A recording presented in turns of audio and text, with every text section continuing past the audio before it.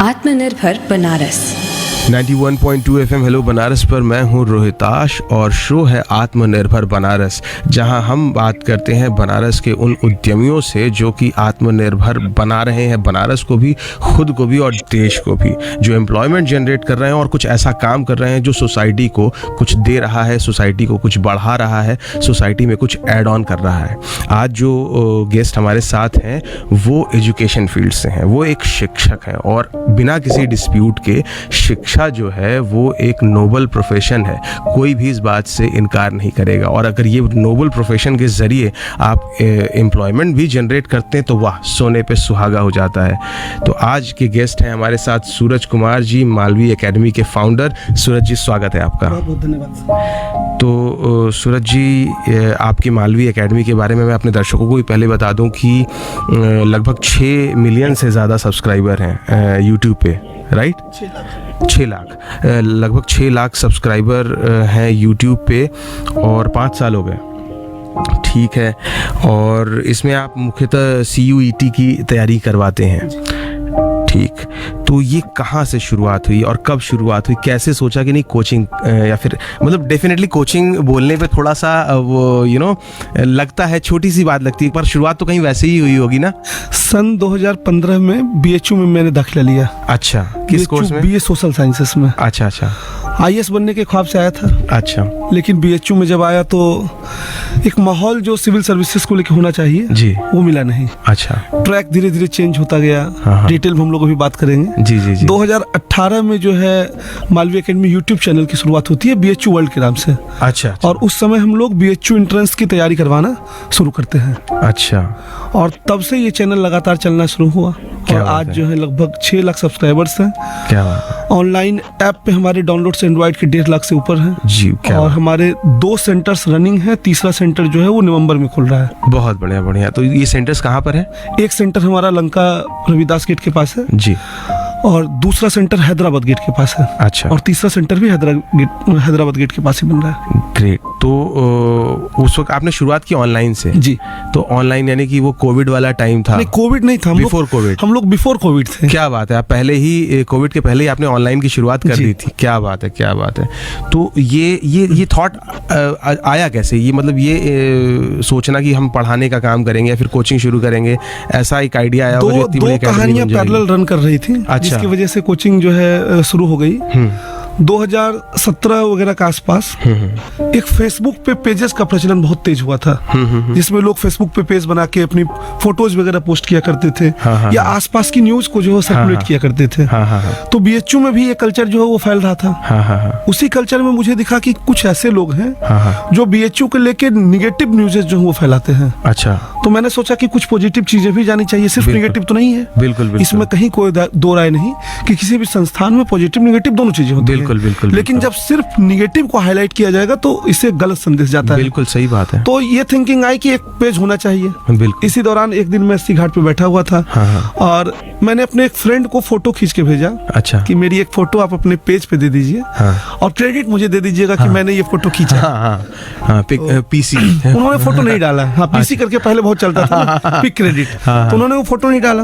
मुझे इस बात का बहुत बुरा लगा। अच्छा। और मैंने उसी समय BHU पॉइंट के नाम से एक पेज बनाया। अच्छा। कि मैं भी अब जो है अपनी फोटोज खुद ही क्लिक करके डालूंगा। ठीक। फिर उसको मैंने चेंज किया और फिर उसको BHU वर्ल्ड किया। और फिर BHU की जो न्यूज होती थी उसको सर्कुलेट करना शुरू कर दिया। अच्छा।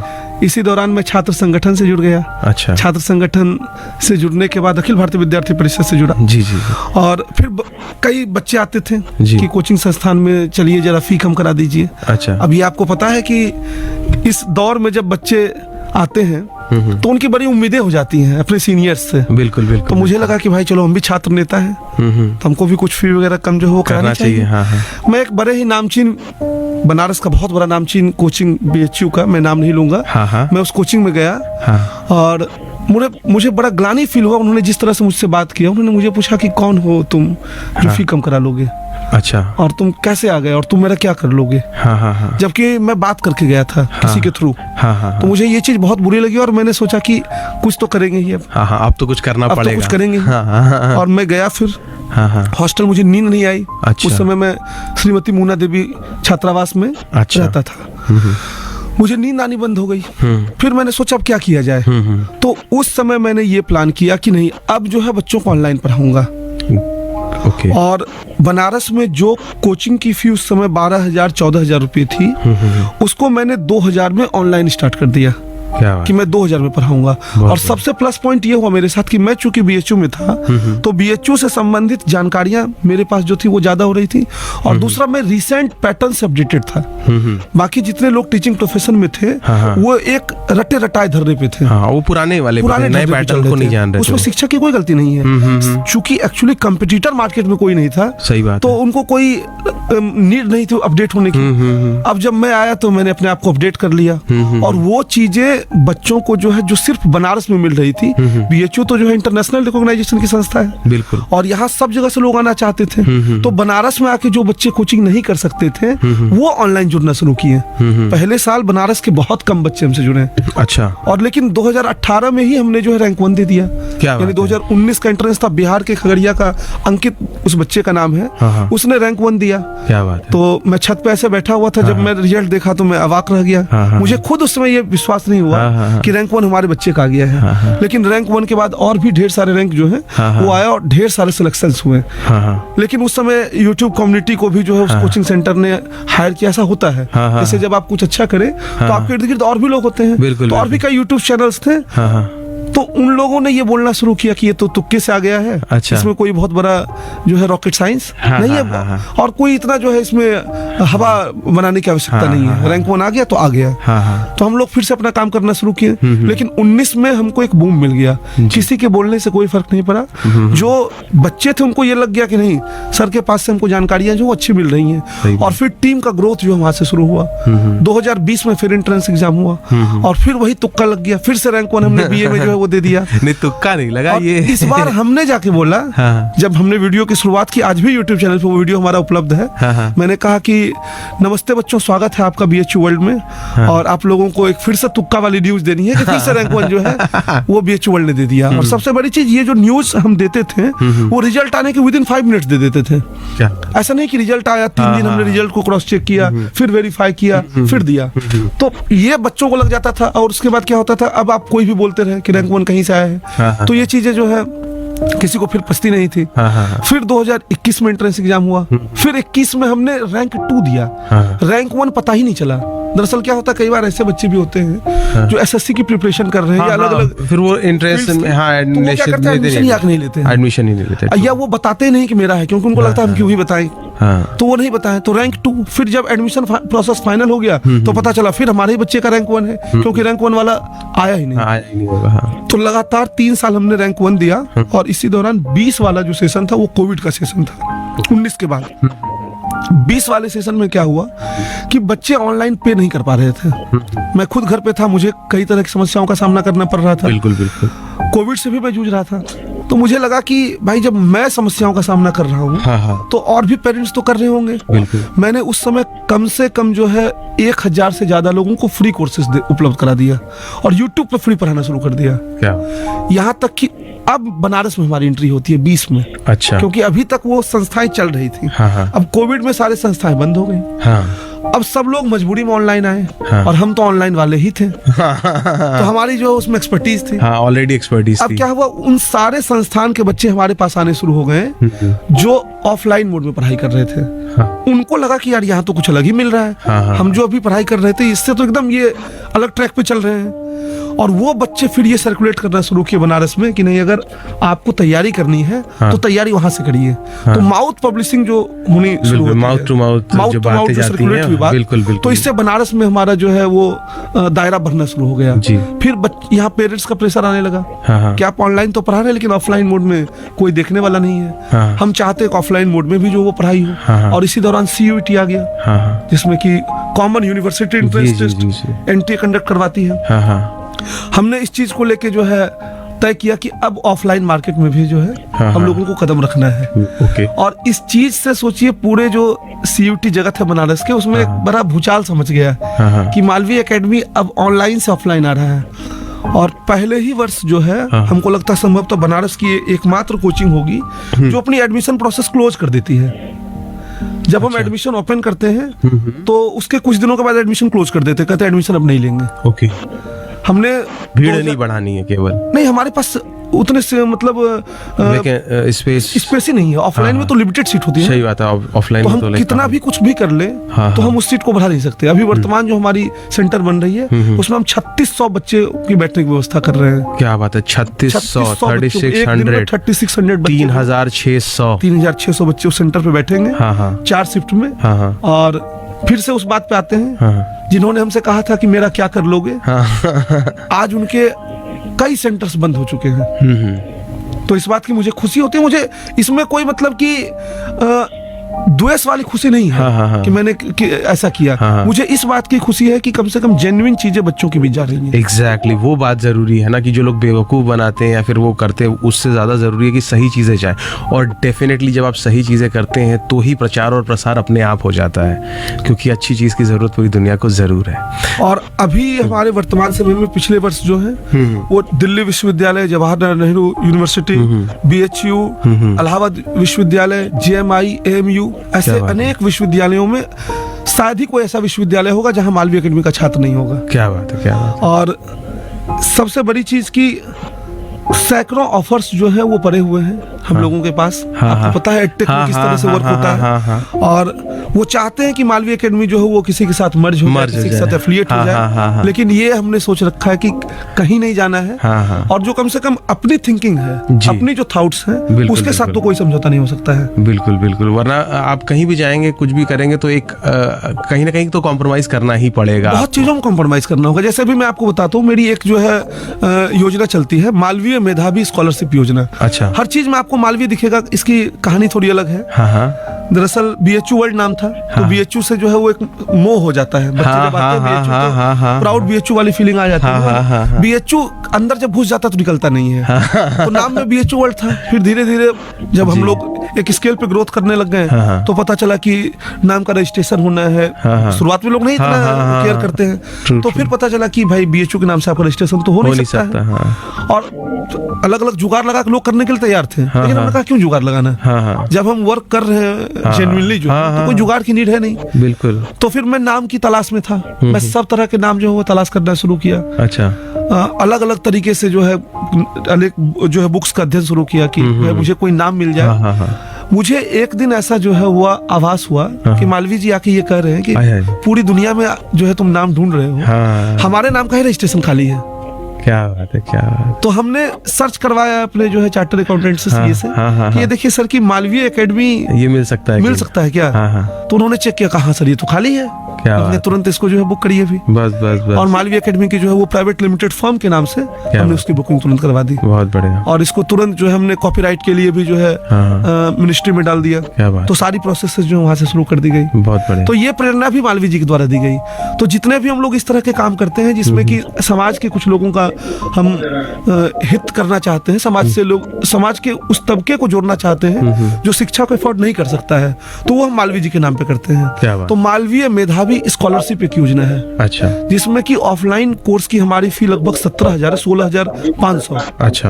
उस 16,500 की फी को हम लोग हर साल 50 बच्चों को पिछले वर्ष भी मात्र 11 रुपए में उपलब्ध कराते हैं। क्या बात, क्या बात। और ये मालवीय जी के नाम से हम लोग करते हैं। बहुत बढ़िया। तो कैसे इन बच्चों का सिलेक्शन कैसे होता है? ये बच्चे आते हैं, एक जेन्युइन सा छोटा सा टेस्ट देते हैं। अच्छा। उस टेस्ट में फिर इनके मार्क्स को हम लोग देखते हैं। बड़ा नॉर्मल टेस्ट होता है। और ऐसा नहीं कि इनको बुला के हम ये कहेंगे अप टू 50%, अप टू 60%, ये वाला सिस्टम नहीं है। कंप्लीट सिस्टम है। 11 रुपया। गुरु और छात्र परंपरा को बनाए रखना भी आवश्यक है। तो इसलिए 11 रुपये की व्यवस्था की, और वो लेते हैं प्रॉपर है। 11 रुपये आपको जमा करना पड़ेगा। 11 रुपये की उनकी रसीद कटती है। और हम कहीं इस बात को प्रचारित नहीं करते हैं कि हम किन बच्चों को पढ़ा रहे हैं। अच्छा। उन बच्चों को उसी क्लास में पढ़ाते हैं और उनके आई कार्ड पे लिखा रहता है फुल पेड। उस बैच से इस बार जो है अभी कई बच्चे मेन कैंपस BHU में दिल्ली विश्वविद्यालय में चयनित हुए हैं। क्या बात है, बहुत बढ़िया। लेकिन ये हम कहीं प्रचारित नहीं करते हमने किन बच्चों को पढ़ाया है। बहुत अच्छी बात है, ये बहुत ज्यादा अच्छी बात है। क्योंकि मुझे लगता है कि दान की परंपरा समाप्त हो जाएगी इससे। दान का जो यश मिलना चाहिए वो अपयश में बदल सकता है। बिल्कुल बिल्कुल बिल्कुल, टोटली अग्री क्योंकि जब आदमी कोई ऐसा कोई बढ़िया काम या फिर भले का वाला काम करना चाहता है और करता है, लेकिन जब आप उसको शो ऑफ की कैटेगरी में डाल देते हैं तो फिर वो उसका वैल्यू सब खत्म हो जाता है, फिर वो रह नहीं जाता। चीजों को लिमिट तक दिखाना चाहिए। जैसे मैं ये दिखा रहा हूँ कि मैं 11 रुपए में पढ़ा रहा हूँ, मुझे इसको प्रचारित करने में कोई जो है संदेह नहीं है या कोई लाग लपेट नहीं। मैं इसको कर रहा हूँ तो मैं बताता हूँ ताकि और भी लोग इससे प्रेरित होके 2, 4, 5 लोगों की भी सहायता कर सके तो करें। बहुत जैसे मैं अभी आपको बताऊं, एक गुरुधाम चौराहे पे डिवाइन कंप्यूटर्स नाम से दुकान है। अच्छा। राजन दुबे उसके जो है वो प्रोप्राइटर है, मालिक है। अच्छा। जब मैंने ये योजना लाई कि मैं 11 रुपए में बच्चों को पढ़ाऊंगा, उन्होंने मुझे फोन किया, कहा कि सर मैं एक बच्चों के रहने खाने का व्यवस्था बनारस में करना चाहता हूँ। क्या बात है, क्या? मैंने कहा क्यों? कहा कि मैं चाहता हूँ कि जिस तरह से आप इस चीज में इन्वॉल्व हुए हैं कि किसी बच्चे का भला हो, तो मैं एक बच्चों के रहने खाने की पूरी जिम्मेदारी लेता हूँ। तो ये बताने से चीजें बाहर गई। बिल्कुल, तभी तो लोग मोटिवेट हुए। चले गए। बिल्कुल सही बात। तो कुछ चीजें दिखाने की जरूरत है, लेकिन एक लिमिट में। अब यहाँ पे क्या है, जैसे मान लीजिए मैं कंबल वितरण करता, ठीक है, मैं उस वीडियो को दिखा देता, कोई दिक्कत नहीं है। लेकिन एक बच्चा है, वो छात्र, उसका जीवन शुरू हो रहा है। एक फुटपाथ पे जो बैठ के भीख मांग रहे हैं, उसके जीवन और एक छात्र के जीवन में बहुत आसमान जमीन का अंतर है। वो बच्चा अगर डिमोटिवेट हो गया इस बात को लेके कि इन बच्चों के बीच मैं तो फ्री वाला हूँ, और कोई अगर उसको ये बोल दिया अरे तुम तो बिना फी पे करके आए हो, तो वो टूट सकता है। बिल्कुल हीन भावना का शिकार। हमारा जो यश वाला काम है वो अपयश में बदल जाएगा। बिल्कुल हीन भावना आ जाएगी उस बच्चे के अंदर। तो उसके अंदर ये इन्फीरियरिटी कॉम्प्लेक्स नहीं आना चाहिए। बिल्कुल नहीं आना चाहिए। तो इसलिए हम लोग ये चीजें जो है बहुत सही सोच है, बहुत अच्छी सोच है। तो जैसा कि आपने बताया फी अभी फी स्ट्रक्चर ऑनलाइन कोर्स में आप जाएंगे तो फी आपको मात्र जो है वो 3500 मिलेगी। अच्छा। पूरी कोर्स उसमें आपको जो है मिलेगी।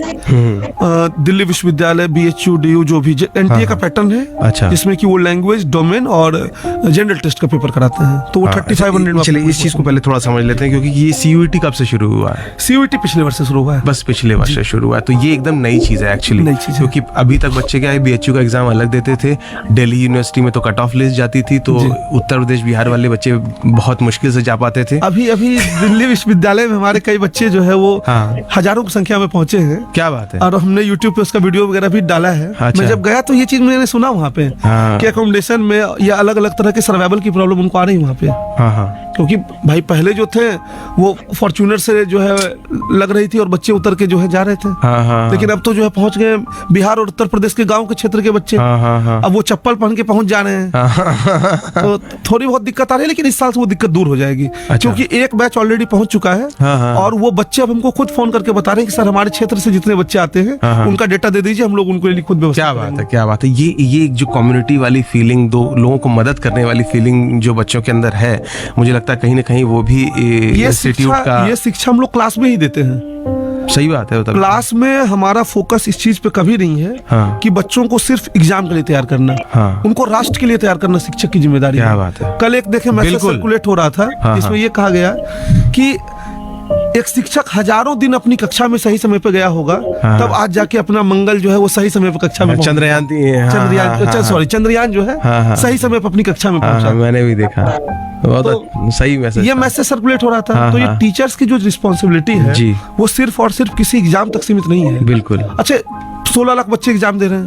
16 लाख बच्चे में बहुत बड़ी संख्या हमारे पास मान लीजिए जुड़ी हो, सपोज करिए 20,000 जुड़ी हो। क्या उस 20,000 में 20,000 का सिलेक्शन हो सकता है? नहीं हो सकता है। 1,000 का होगा, 1,500 का होगा, बहुत अच्छा रिजल्ट होगा 2,000 का होगा। सही बात। 18,000 बच्चों का नहीं होगा। तो क्या वो 18,000 बच्चे जो उनकी कोई उपयोगिता नहीं है? उनके अंदर ये विजन जाना चाहिए कि जीवन का मूल क्या है। और अगर वो जीवन के मूल को समझ लेते हैं तो फिर वो टूटेंगे नहीं, आगे वहां से जरूर कुछ अच्छा करेंगे। सही बात है।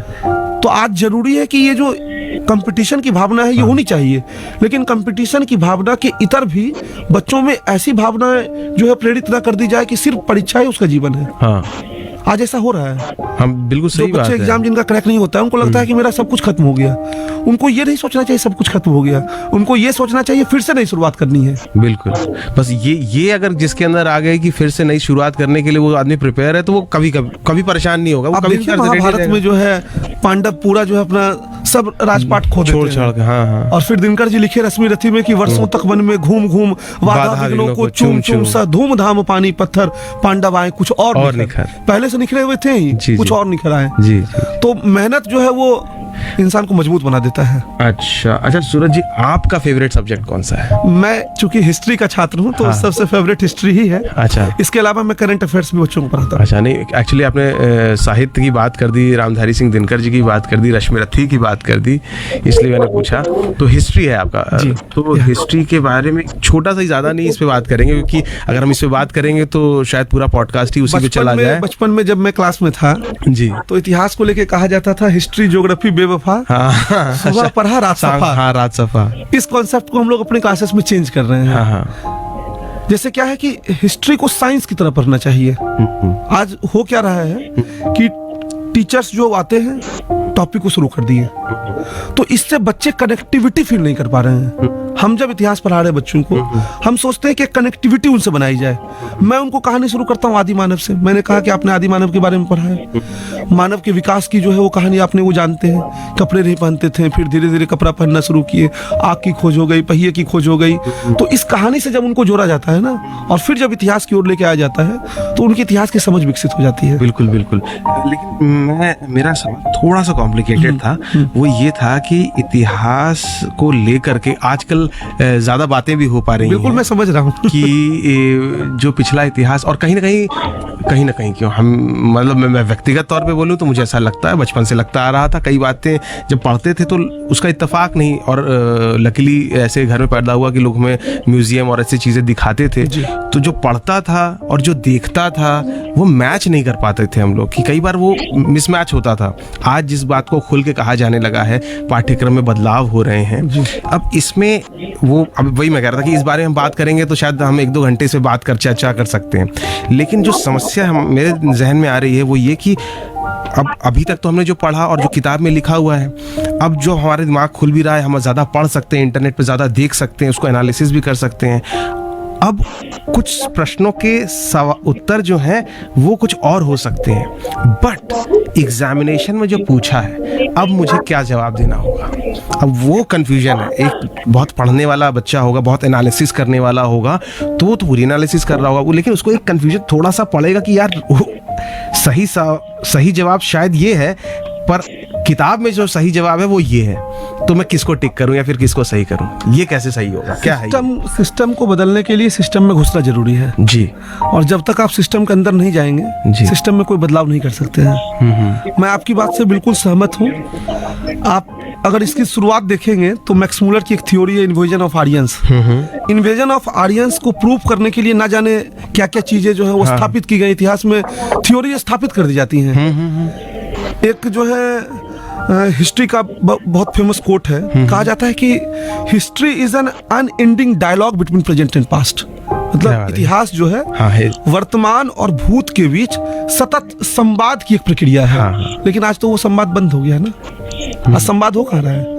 जब संवाद के ऊपर लोग बात करने जा रहे हैं तो लोग थ्योरीज को जो है वो थोपने की कोशिश कर रहे हैं कि इस थ्योरीज को जो हम थोप देंगे, बल्कि अभी तक थोपा जाता रहा है, अभी भी थोपा जा रहा है, अभी भी थोपा जा रहा है, इसमें कोई दो संदेह नहीं है। लेकिन अब आपका जो प्रश्न डायलॉग शुरू हो गया, अब लोग बोलना शुरू किए हैं। लेकिन आपका जो प्रश्न है इसका सीधा सरल उत्तर ये होगा कि छात्र चूंकि एक एनालिसिस के माध्यम से जो है वो, आपने कहा कि उस छात्र की बात की जो एनालिसिस कर रहा है कि परीक्षा में उसको क्या टिक करना है, तो उसके अंदर इतनी जो है बुद्धि विकसित हो जानी चाहिए कि हम परीक्षा में क्या टिक करके जो मार्क्स पा सकते हैं, और फिर जब उस क्षेत्र में जाएंगे तब उसको बदलेंगे। क्योंकि हम अगर सिस्टम से बाहर हो गए तो फिर कुछ नहीं कर पाएंगे। जरूरी है कि आप सिस्टम में घुसे, तो सिस्टम में घुसने के लिए आपको उस माध्यम को चुनना होगा। भगवान श्री कृष्ण कहते हैं ना, साम दाम दंड भेद सबका उपयोग करना चाहिए। आप देखिए जब कर्ण जो है वो दुहाई दे रहा है, जिसमें कर्ण बहुत बड़े दानी है। आज पूरे विश्व में जो है दानवीर की श्रेणी में अगर नाम होगा तो कर्ण का नाम जो है वो सबसे ऊपर रखा जाएगा। और भगवान श्री कृष्ण उनको प्रणाम करते हैं मृत्यु के बाद कि जाओ कर्ण, मेरा आशीर्वाद जो है वो साथ में। फिर भी कर्ण का जब पहिया फंस गया धरती के अंदर, तब भी वो अर्जुन को कहते हैं अर्जुन प्रहार करो। तो हमको साम दाम दंड भेद सबका प्रयोग करना होगा, और एक समय ऐसा आएगा जब लोग जो है निशस्त्र हो जाएंगे और धर्म के लिए जो है अधर्म में जो चीजें लिखी गई हैं उसको शायद बदल पाए। अब एक चीज़ और जानी थी कि अब जैसा कि इस शो का नाम है आत्मनिर्भर बनारस, जी। तो बात वही है कि एम्प्लॉयमेंट जनरेशन की जो बात है, तो उस लेवल पे आप क्या क्या सोच रहे हैं या फिर क्या प्लानिंग्स हैं आपकी इन फ्यूचर को लेकर के? अभी वर्तमान समय में हम लोग जो है कम से कम 70 से 80 लोगों को अलग अलग तरीके से एम्प्लॉयड कर चुके हैं, क्या नॉन बात टीचिंग, है। टीचिंग अलग अलग माध्यम से। और हम हर साल कोशिश कर रहे हैं कि इसकी संख्या बढ़ाई जाए। हम कोशिश में है कि 2025 तक जो है कम से कम 200 एम्प्लॉयज जो हैं वो मालवी एकेडमी में हो। क्या बात। और अलग अलग सेंटर्स जब बनेंगे तो एम्प्लॉयमेंट जो है वो जनरेट होगा। ओके, तो लोकल स्तर पे जो है वो काफी फायदा इस चीज से हो रहा है। बिल्कुल बिल्कुल होगा और ही। अभी जैसे मैंने आपको बताया कि 3600 बच्चों के बैठने की व्यवस्था हम लोग बना रहे हैं। हाँ। तो ये एम्प्लॉयमेंट का स्तर सिर्फ ऐसा नहीं कि जो मालवी एकेडमी में काम कर रहे हैं उनके लिए होगा। हाँ। अब जैसे उससे क्या होगा, लंका से हैदराबाद गेट के लिए ऑटो चलनी शुरू हो जाएगी जो अभी नहीं चलती है। हाँ, तो वो जब ऑटो चलेगी तो 20-25 ऑटो जब चलेगी तो उनके लिए भी एम्प्लॉयमेंट जनरेशन हुआ। ग्रेट। तो एक आइडिया जो है वो सिर्फ अपने फील्ड में एम्प्लॉयमेंट जनरेशन नहीं करता है जी। वो अलग अलग फील्ड्स में एम्प्लॉयमेंट जनरेशन करता है। मालवी जी को देखिए, जी, अरे मालवी जी से बड़े एंटरप्रेन्योर कौन होंगे इस देश में? क्या बात है। मालवी जी ने जितना बड़ा विश्वविद्यालय बनाया, आज हम कह सकते हैं कि 1/4 बनारस जो है हाँ। वो मालवी जी की वजह से एम्प्लॉयमेंट पाया हुआ है। सही बात है। कितने वर्षों पहले जो है ये कार्य सिद्ध किए गए वो विजन, और उस विजन में लगातार जो है वो बढ़ोतरी होती जा रही है। बिल्कुल बिल्कुल बिल्कुल। अब एक चीज़ और, मतलब ये तो हुआ आप बच्चों को इंस्पायर भी कर रहे हैं और आप बहुत से बच्चों के इंस्पिरेशन होंगे, और in fact I am inspired by you कि आपने ये सोचा हुआ है और आप 3600 बच्चों को एक साथ पढ़ाने की कोशिश करने वाले हैं, एम्प्लॉयमेंट जनरेशन करने वाले हैं। तो मुझे ये जानना है कि सूरज कुमार का इंस्पिरेशन कौन है? हम साहित्य से बहुत प्रेरणा लेते हैं जी। और साहित्य में ऐसे ऐसे जो है महारथी हैं, जैसे रामधारी सिंह दिनकर हैं। जी। दिनकर की कविताओं को जब मैं पढ़ता हूँ, कौन विघ्न ऐसा जग में टिक सके वीर नर के मग में, खम ठोक ठेलता है जब नर पर्वत के जाते पांव खर, मानव जब जोर लगाता है पत्थर पानी बन जाता है। जी। तो ऐसे जो आइकॉन्स हैं अपने, ये बड़े ही मतलब प्रभावित करते हैं। दिनकर जी हो गए, चाहे अब्दुल कलाम जी हो गए, तो ये सारे आइकॉन्स मुझे बहुत प्रभावित करते हैं। और अभी वर्तमान समय में जो मुझे प्रभावित करता है वो बच्चे प्रभावित करते हैं। अच्छा। ये बच्चे जब आते हैं ना और हमसे जब सवाल पूछते हैं, हाँ। हमको लगता है नहीं यार, ये बच्चा मेरा पढ़ के आया है, हाँ। तो मुझे खुद इससे ज्यादा मेहनत करनी चाहिए। जी। कई ऐसे बच्चे हमारे संस्थान में हैं जिसको देख के मुझे लगता है कि नहीं, दिन भर पढ़ते रहता है, बहुत मेहनत कर रहा है, हाँ। जी तोड़ मेहनत कर रहा है। हाँ। तो कई बार उसको देख के प्रेरणा ले लेते हैं। क्या बात है। तो बेहतरीन बात, यानी बात तो सही है कि प्रेरणा तो लेने वाली बात है कि आप कहाँ से ले सकते हैं, आगे बढ़ना है, लेकिन इसका कहीं ना कहीं श्रेय संस्कारों को जाता है, और संस्कारों का श्रेय तो माता पिता को ही जाता है। बिल्कुल। तो वो कैसा रहा बचपन से माता पिता का और उनके साथ? माता पिता की ओर से हमें कंप्लीट जो है बचपन से बहुत तरह की फ्रीडम दी गई। जी। संभवतः मैं चाहूंगा कि मेरे जैसे माता पिता सबको मिले। क्या बात है। किसी भी तरह का रोक टोक मेरे ऊपर नहीं रहा।